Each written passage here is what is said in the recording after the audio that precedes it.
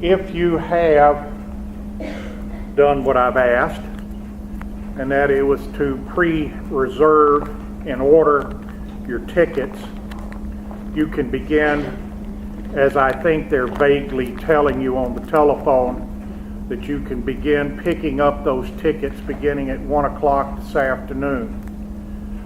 You can pick them up any day this week, with this caveat in that if you're coming Thursday night, you need to pick them up no later than 5 o'clock on Thursday.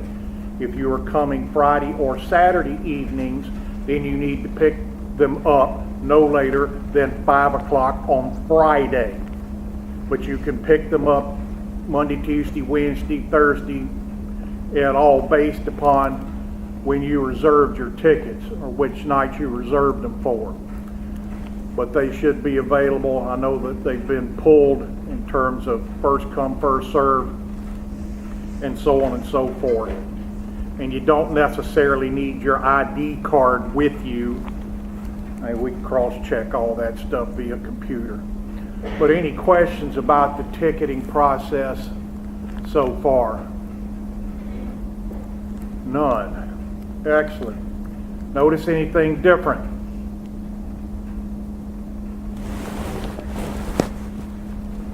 Yeah, the floor. How did that floor get that way? Yeah, it's paint. That's an 8-hour paint job. Well, it's supposed to. That's what they pay me to do. But I started that stuff I got out of here at rehearsal at 10 o'clock Friday night, which was our tech rehearsal. And then I came back. I started painting at 5 a.m.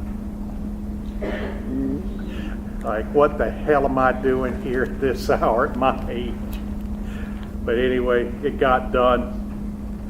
I got a couple of more pieces of set dressing to do and some other things hither, thither, and yon, but for all intents and purposes, the thing is getting close to being complete. Long way from that black hole that it was back in February. And here's the funny part. Saturday night, after the final performance, my crew and I will stay here. We'll probably get started around 9:45 p.m. Saturday night, but we won't leave until it's back to the bare floor. Since it's so close to the end of the semester, what we'll be doing after the show is a theatrical process known as strike, S-T-R-I-K-E, which means to disassemble the set. So when you come in here a week from today, it'll be back down to the bare floor. It'll be piled up against the back wall, but it'll go poof. I can remember when I was working in the real world, one of the first times that I stayed up all night long taking one down. I was taking down about a $75,000 set, and we had two huge dumpsters backed up to the loading dock and dropped off the Friday before we tore it down on Sunday night. We chopped that thing up and threw it in the trash. $75,000 set.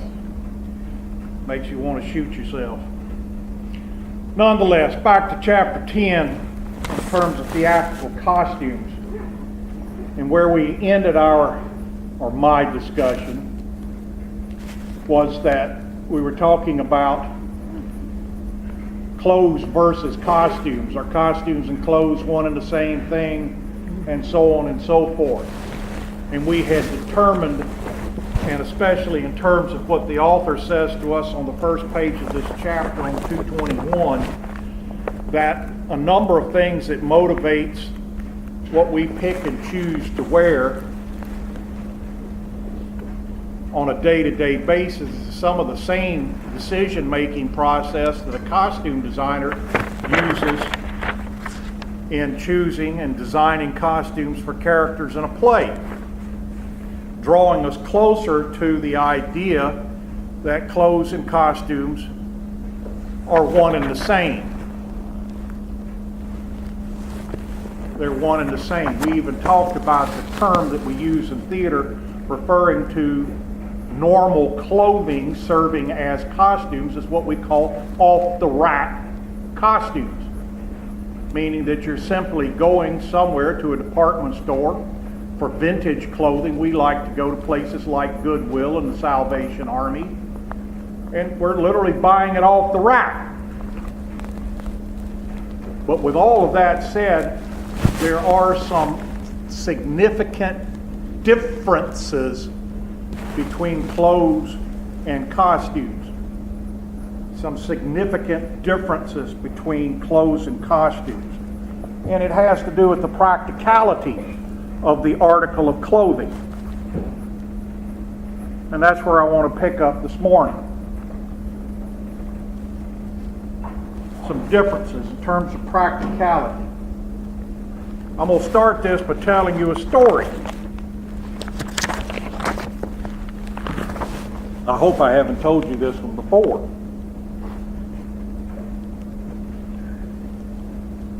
Not that I did this yesterday, but I do it on a routine basis. Sunday mornings, I stand around in our church foyer for about 30 minutes prior to church service, just shooting the breeze with some of the other men in my church.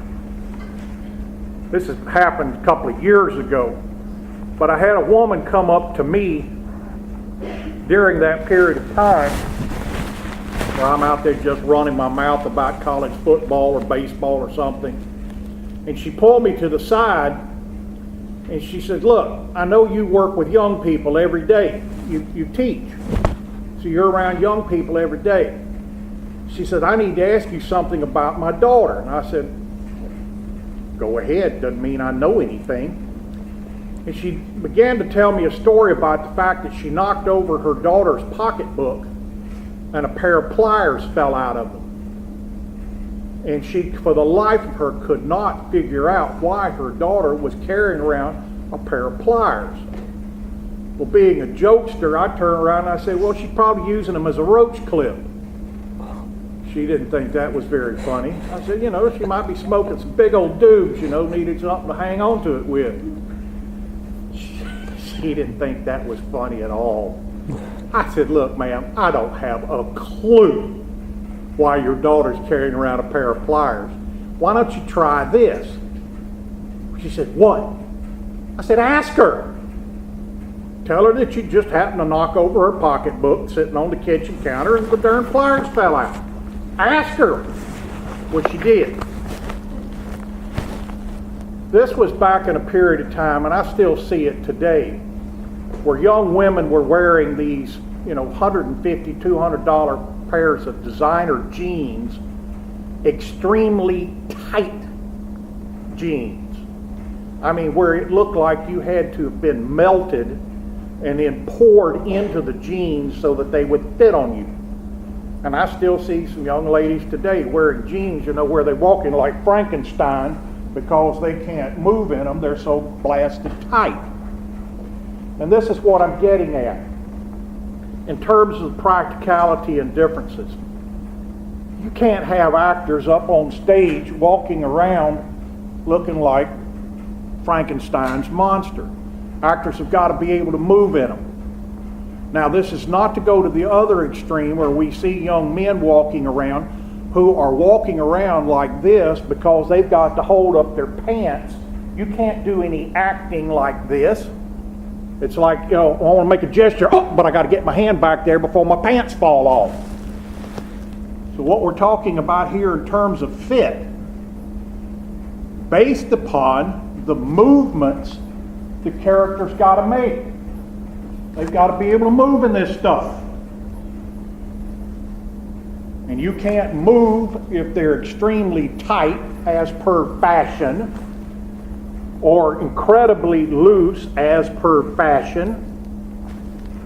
I was in a department store one day watching a young man who had a waist about 20 inches trying to buy a size 54 pair of trousers. Like, what? How many people are going to stand in these things besides you? But we've got to allow for actor movement. They've got to be able to move. And some of the actresses in this thing are wearing some really ridiculous costumes for a reason. but yet they've got to be able to move in them, literally run around. Another factor that is involved in the differences between clothes and costumes.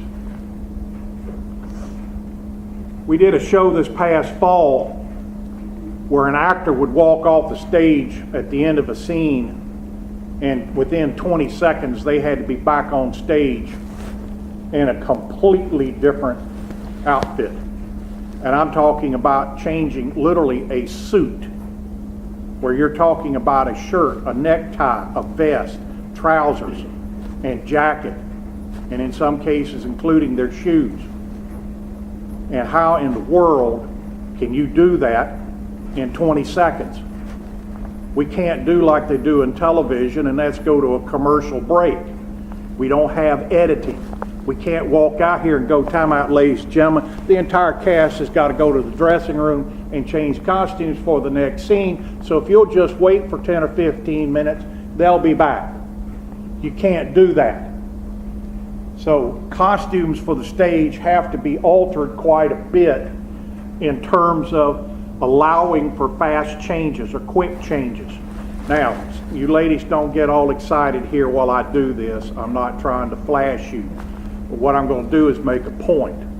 What we will do with a shirt like this, we're going to cut those buttons off. What we're going to do then is come back over on this side where the buttonholes are and sew the button right back over that hole to make it look like it's buttoned. So then how does the shirt close? Velcro. You then take that and you lay it back down, the shirt looks like it's on there, and all of a sudden that shirt's become a tearaway shirt. The actor, all they got to do is yank this part, the thing comes right off of it. You can't buy that off the rack. This is something where you have to alter the costume to allow it to be removed quickly. Some of you ladies, you will attest to the fact that on a lot of dresses and things of this nature, these dress manufacturers will put these little hook and eyes in the back at the top that are so microscopic and so tiny that I've seen my wife do what I call the dress dance in front of a mirror, where she's kind of trying to get contorted around there enough to be able to hook the blasted thing. It's like, you know, hey, I'm standing right here. You want me to do that? But those kinds of things have to be eliminated, and other manners of fasteners and so forth have to be applied.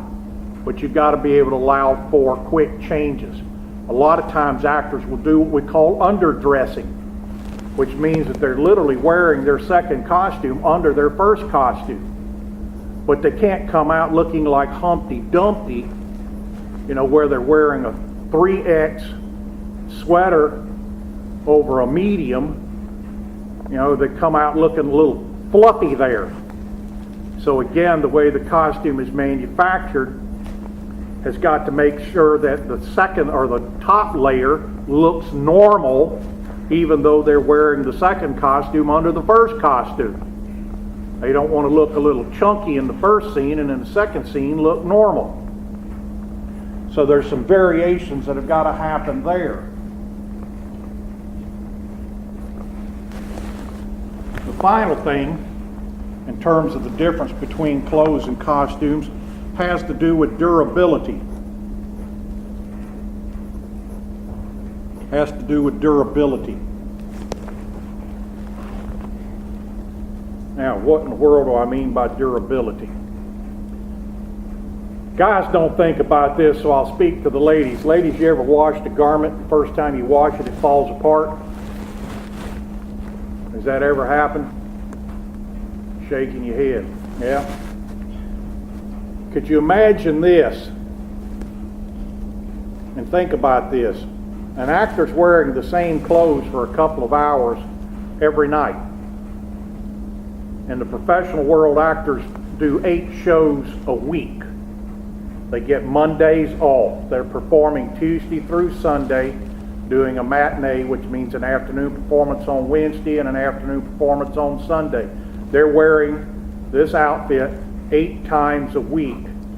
In New York, they might wear them 8 times a week for a year. Do you have anything that will stand up to that kind of wear and tear in your closet? Because here's the point. There are actor unions, just like there are unions for plumbers and electricians and God knows every other trade on the planet. And the reason people will belong to these unions is it gives them certain working conditions under which they have to perform. Actors are the same way. There's a union for stage actors called Actors Equity Association. I'm sure all of you have heard of the union for actors for film and television, which was referred to as SAG, or the Screen Actors Guild. And one of the things that these unions require is that after every performance, the costume is laundered. Now, speak to the guys for a moment. Anybody here play high school football? Nobody here played high school football? You did? What was your locker room like in August? It'd knock you dead, wouldn't it?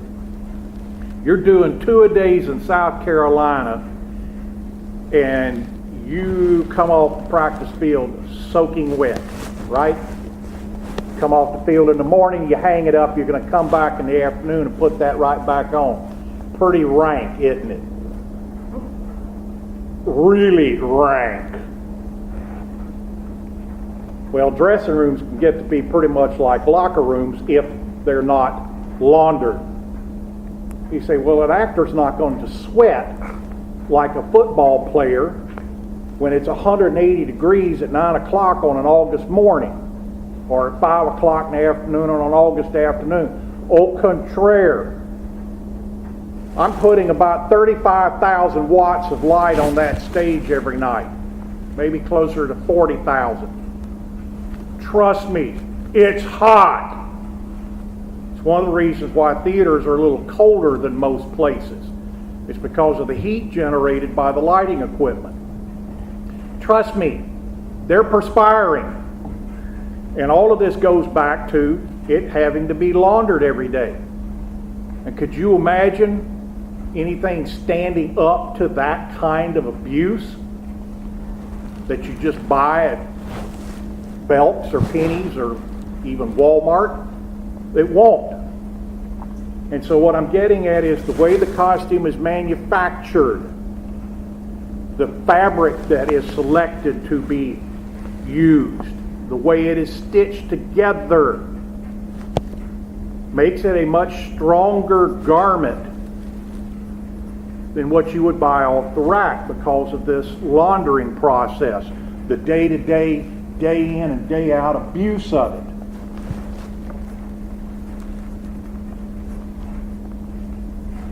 So you have to be concerned about actor movement, the possibility of quick or fast changes, and then something that is durable but yet easy to maintain.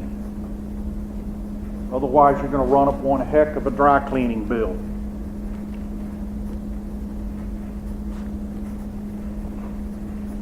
Now, moving forward a little bit, this handout that I gave you, on the back of it, there's this stuff, these illustrations. There's 9 of them. This is illustrating women's fashion through the ages. And you're going to see a word that I've written on the side of this handout, and that word is silhouette. What we're talking about now is another variation between clothes and costumes. And this is something that some of you brought up when I asked the question, is there a difference between clothes and costumes?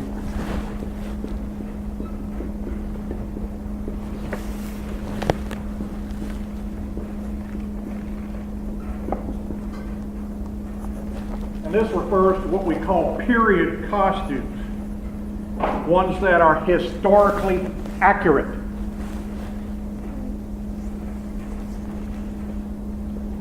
Doing plays that take place in the current time period, even within a 10-year period, say from 2007 to 2017, fashion hasn't radically changed. But yet, if you're doing a play that takes place in America in 1865, or you're doing a play that takes place in America in 1776, people are going to recognize historically accurate costumes. This gets us into the design process. Just like I talked about in terms of the scenic designer and the lighting designer, the costume designer is going to go first to the script and begin analyzing the script. Their job is a little more difficult, and I'll explain why in a moment, but yeah, there again, they're looking at the dramatic structure. They're looking at genre. Costumes for a comedy are a little different than costumes for a tragedy. I don't care what the time period is. They're also going to do extensive analysis of the characters. Who are these people? Because clothing and personalities are so closely connected. And of course, as I've said before, with stage costumes, they're there for a very specific reason. And the costume designer's main function is to design a costume that communicates information about the character's personality. So they've got to discover what the personality of each of the characters is all about, so that they can put clothing on them, or costumes, however you want to look at it, that communicates to the audience information about that character's personality. But yet, when the play takes place in a specific time period,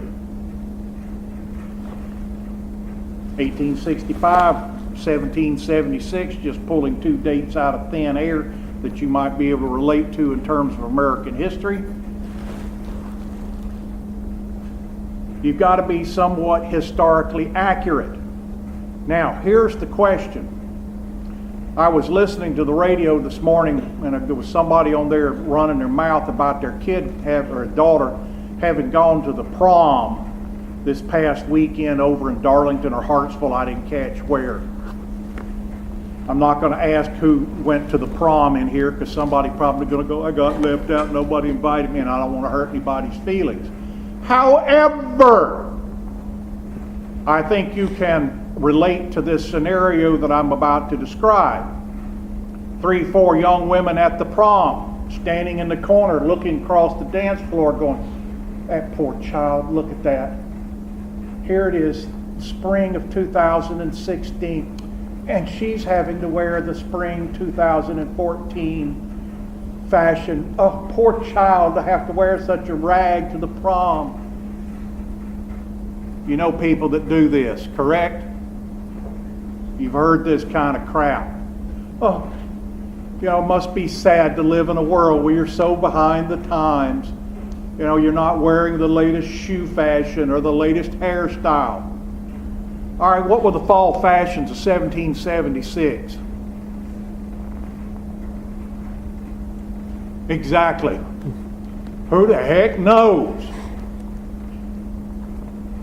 What I'm driving at is what the costume designer is working for in terms of historically accurate costumes, what we call period costumes, is the silhouette of the time period. The silhouette of the time period. Now, what the heck is silhouette? I'll bet you half the class in here, at some point in your lives when you were 10, 12, 13, 14 years old, you were someplace like Disney World or the State Fair or at some other arts and crafts festival with your family, and there was this artist there who was set up on the sidewalk who could sketch out the profile of your face on some black construction paper, and then they would take that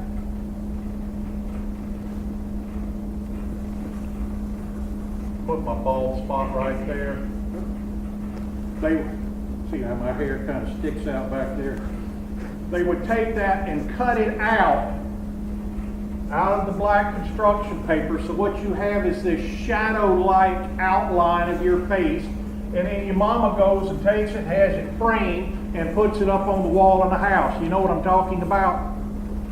That's what we call a silhouette. It's the outer outline. Yeah, the costume designer, if they're any good, are going to be looking for specific details about the clothing of that time period. But what they're working for is the silhouette of the time period. For example, 100 years ago, a movie came out that was based on a Broadway play called Grease. Starred Olivia Newton-John and John Travolta. You know, and you're looking at that period in the late 50s, very early 60s, where the girls were all wearing what we call circle skirts made out of felt, which meant that they were literally a round piece of fabric with a little poodle applique here. They were wearing a tight sweater. The guys were wearing straight leg jeans that were a little short, white socks, tennis shoes, white t-shirt, a pack of Lucky Strikes rolled up in the sleeve, and it had a certain outline to it. The late 60s, the hippie era. We get into the late 70s and early 80s, we get into a period where fashion went absolutely ridiculously wrong with what we were calling double knit leisure suits. Then you get into the Saturday Night Fever with John Travolta again, with the men wearing platform shoes and the big huge bell-bottom pants, the silk shirts unbuttoned to here, the Mr. T starter kits of gold jewelry around their necks. But we're looking at what is the stereotype of the clothing for a specific time period.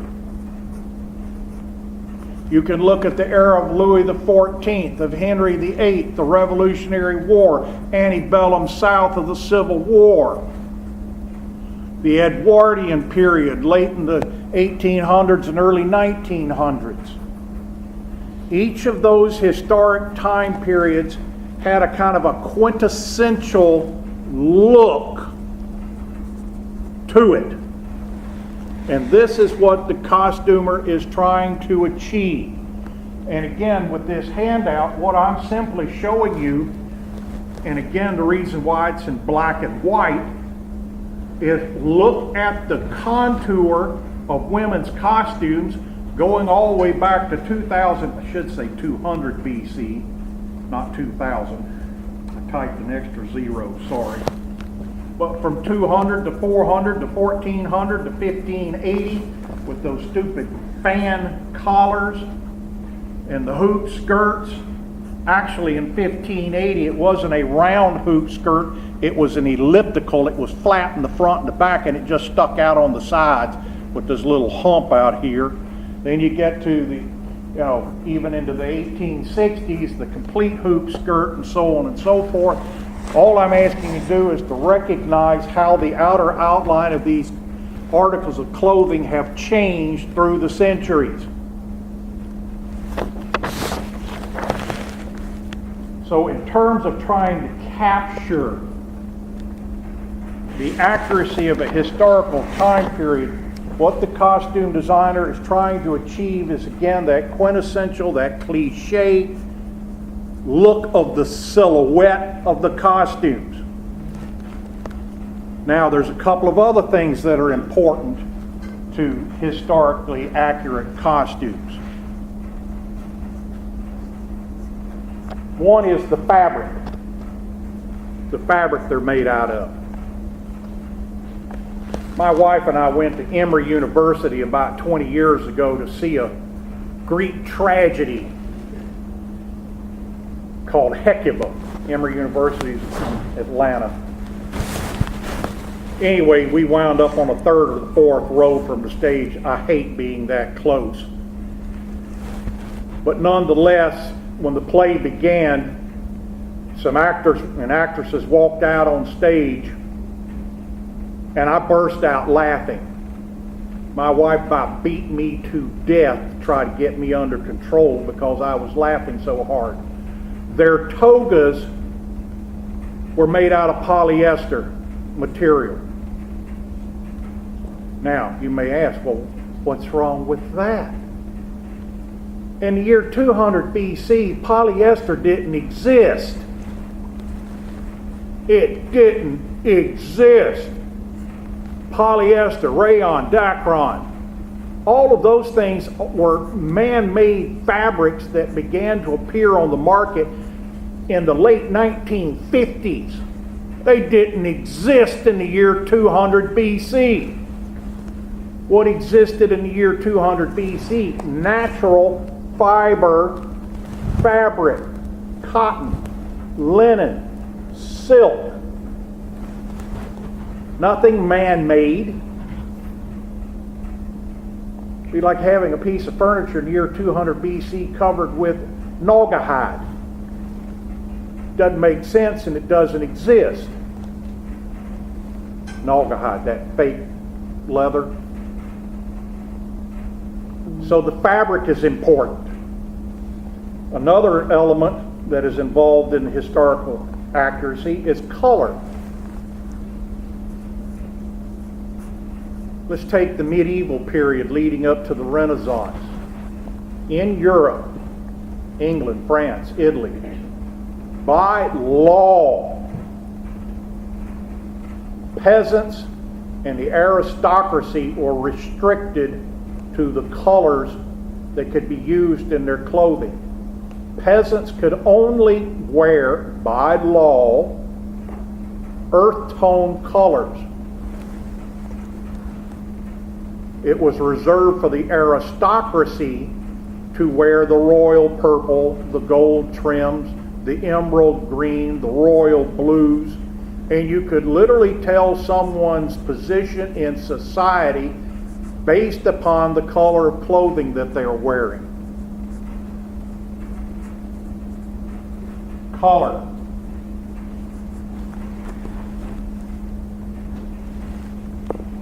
Now, let me get back a moment to this idea of the costume designer's process. We've talked about the script analysis, genre, dramatic structure, analyzing the various characters and so forth. If they are confronted with a play that takes place in a particular time period, where do they get ideas about what the clothes should look like?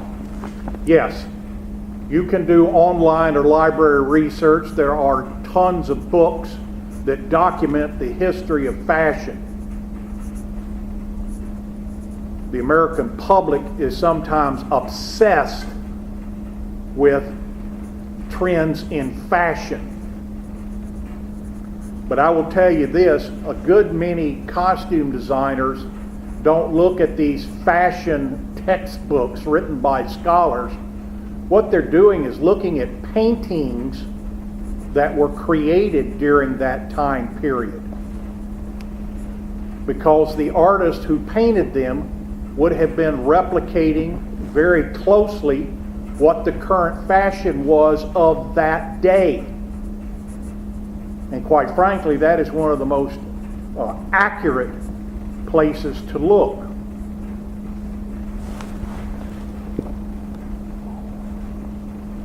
Now, let me ask you this. Where do costumes come from?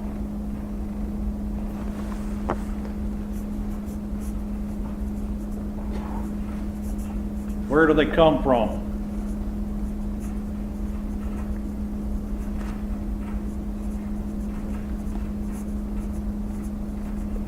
Out of thin air? A check for $5 and 10 box tops off of Fruit Loops? By and large, the theater manufactures them.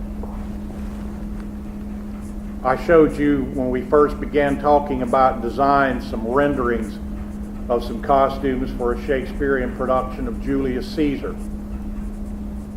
Once the costume designer has done their research, they sit down at their drawing table, they begin sketching out what these costumes are going to look like.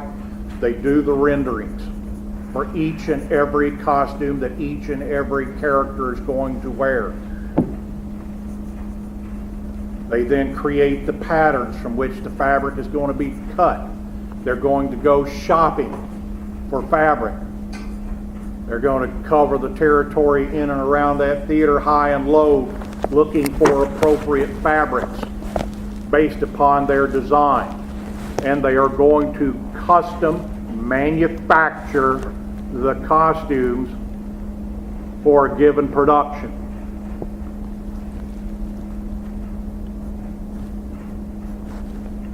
Behind this building, between this building and the grill, behind a wooden fence, there's an old rundown trailer that is part of the theater program.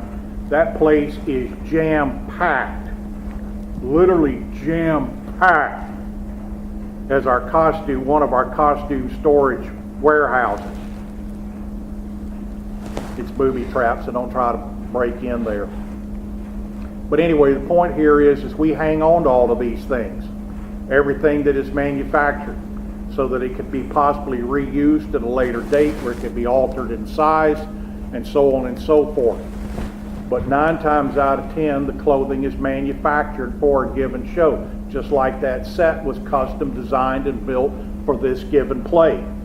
It'll never be used again, except in bits and pieces where it can be recycled in other shows. But as it exists right now, that's a custom design for this one given play. I will also say this: there are any number of costume rental companies across this country, and I'm not talking about, Parties Are Us, where you can get a costume that is incredibly cheaply and poorly made for a Halloween party or something of this nature. I'm talking about ones that specialize in theatrical costumes. When a Broadway play closes, never to be heard of again, where do the costumes go? These rental companies buy them up from the production company. They put them in their rental storage, and they turn around and rent those things back out. You can rent entire shows that way. There are companies that specialize in historically accurate clothing. It's incredibly expensive. And as I said before, we also do use the off-the-rack process. Goodwill, Salvation Army, and things of this nature. And the other interesting thing is that because we're what we call a non-profit theater, you can get a tax-deductible donation for donating clothing to us. Now, I'm not talking about a pair of blue jeans and a t-shirt. We love it when somebody's great-grandmother dies. Now, that may sound harsh, but old people hang on to stuff. And I know when my own grandparents died, they had stuff that dated back to the 1920s. Hats, canes, shoes, suits, suspenders, fur collars, hats, women's hats, gloves, all this stuff that is just so indicative of the 1930s and 40s and even into the 50s. And individuals make tax-deductible donations to us with this kind of stuff all the time, and trust us, we are perfectly happy to get it. One, it keeps us from having to make the expensive process of having to build the stuff or hunt it down somewhere and buy it. But that's, the 3 biggest ways that we get it is through either off-the-rack donations, rental, and or manufacturing it. Most often it is manufactured on site. So to kind of summarize where I've been going this morning, the costume designer, as a designer, must have good taste in fashion, good sense in terms of the practicality of the utilization of the costume, and probably most importantly, a very good sense of color, making sure that things coordinate properly, and so forth.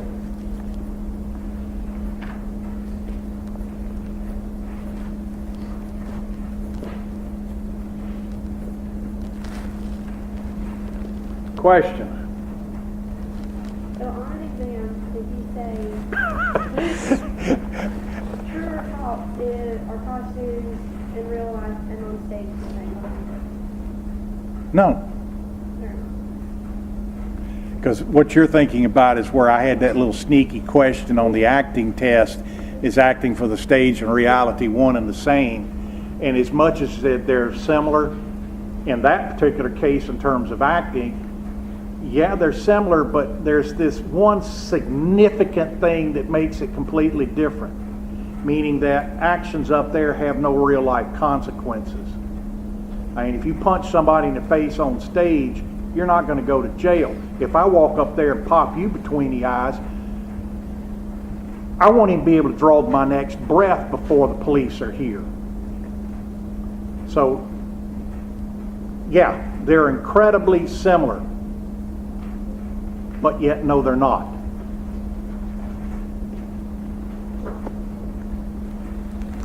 You have to pass my class, you have to create or develop the same devious mind that I have. So I lead you down one path and then shove you through that hidden door.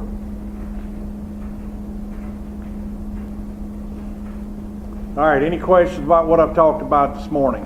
Because I've gotten finished early, which hadn't happened now in 3 months. Usually I'm talking and it's 21 after, 22 after, 25 after. Any other questions? All right, we're going to come back and talk about makeup on Wednesday. If you haven't ordered your tickets, please go ahead and do so.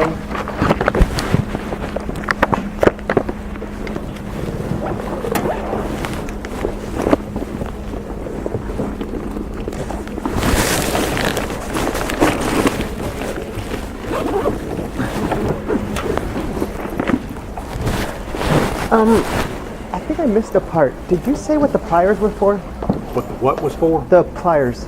Oh, yeah. Oh, I didn't. I got through all of that stuff and I didn't get to the punchline. Remind me of that on I'll try. Wednesday. Dadgummit. I'll tell you what it was for. I mean, I can kind of guess. The jeans were so tight that when she went to the bathroom in public, she would use them to grab a hold of the waistband to pull them back up. Really? That's why I was asking that. Mighty Moses. Why didn't you ask me that when I went off on another tangent?